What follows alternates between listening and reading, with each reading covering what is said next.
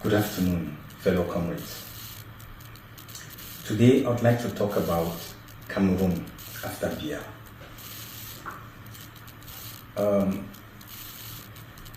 Après moi, le déluge. This is a statement that has largely been attributed to Louis XV of France, who we are told cared little for his people or the generations that were to come after him. But it is also a statement that has been attributed to Paul Biya, who has ruled Cameroon with an iron fist for the past 40 years. The man's only concern, it seems, is his stay in power. Therefore, it is clear that he does not care about the current state of affairs, the welfare of the people, or the generations after him. And since our Francophone brothers have demonstrated over the past decades that they have neither the will nor the capacity to get rid of him, one can safely assume that he is likely to stay in power until he dies, leaving behind a country that is already on life support. On the eve of Mr. Biya's 40th anniversary at the helm of Cameroon, Jeune Afrique published an article entitled "Le Cameroon après Biya." The article makes an interesting analysis of the various scenarios which await Cameroon after Biya goes. Interestingly, this was being done at a time when the Southern Cameroons Alliance was busy also discussing similar issues. Jeune Afrique advanced 4 main scenarios which are likely to take place once Biya goes. The first being that there's likely to be war and chaos between the clans after Biya goes. The second is the possibility of a surprise heir to the throne. We've seen the actions and the moves of Frank Biya as potentially that kind of scenario.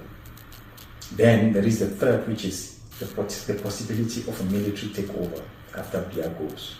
And finally, Camto and the opposition take over after Biya goes. In the article, the paper discusses all these scenarios, but leaves out a couple of them which we had clearly earmarked in our own analysis. In the Alliance, we do agree that the first 3 scenarios are quite possible. However, a Camto and the opposition takeover is a little far-fetched at this point in time and within the current context of Cameroon as we know it. Interestingly, the article fails to mention a key player on this chessboard called Cameroon, and that is France. For a while now, Biya has quietly eroded French influence in Cameroon in comparison to other Francophone countries on the continent.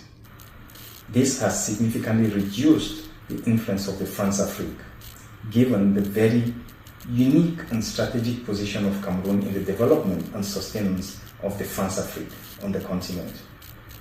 Therefore, we must assume that France is a key player in the game and deserves a place in the numerous scenarios that would unfortunately befall Cameroon after Biya goes. And the Camto scenario could easily fall within this category. The Northerners have been agitating for a while, signaling a clear intent to seize power back to the north, while there is also significant reason to believe that the Bambike lobby is actively at work. There is also interest from the Grand Sawa and of course the Beti Bulu, who believe that power is theirs for keeps.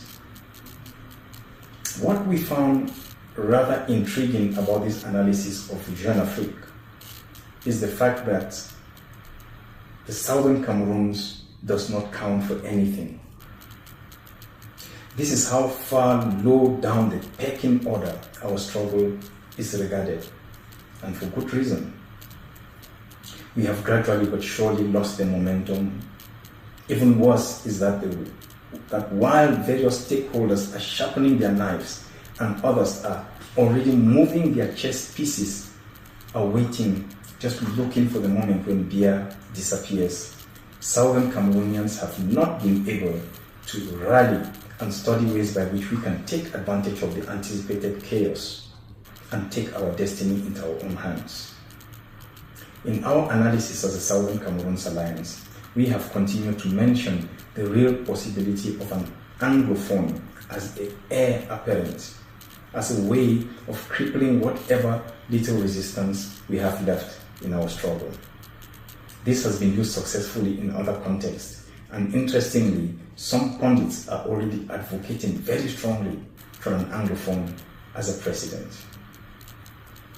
We must take this seriously, as it is a threat to the liberation quest of Southern Cameroons. Our grievances and our resolve to part ways with French Cameroon are not tied to the need for an Anglophone president. Everything is fundamentally wrong with the relationship between the two Cameroons, and this must be properly communicated to our people so that they should not be hoodwinked. They need to understand that some cosmetic solutions will just not cut it.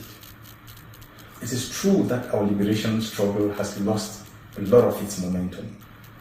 There is a state of disillusionment and disappointment on ground zero as people have become victims on both sides of the spectrum.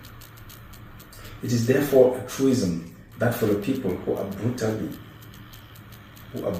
treated on a daily basis by the soldiers of the Republic, and at the same time from the yoke of criminals who harass and extort from them daily, they become susceptible to easy solutions. But we must understand, however, that French Cameroon is also in a state of decay and chaos. We cannot fold our arms and watch others decide our fate and our future for us. There is a serious strategic and intellectual exercise that we must undertake. We will have to ask ourselves some difficult questions, but even more, we must be capable of finding some difficult answers in response to these difficult questions. 1. In the ensuing chaos that we all expect will take place, what is the game plan for our people who are based in French Cameroon? In the face of possible civil war amongst and between Francophones, what is our plan to evacuate our people to safety? In the case where Francophones have to flee an already fragile Southern Cameroons or flee to an already fragile Southern Cameroons, what is our humanitarian plan? And most of all, how do we take advantage of the situation on the ground in French Cameroon to break free from the annexationist regime in Yaoundé? The scenarios are many, and eventually one of them is going to happen and is around the corner. The Southern Cameroons Alliance had already begun this discussion some 3 years ago, but the time has come to move past discussions and the need to introduce a real preparedness and response plan. This cannot be left in the hands of a few. We have to widen the circle.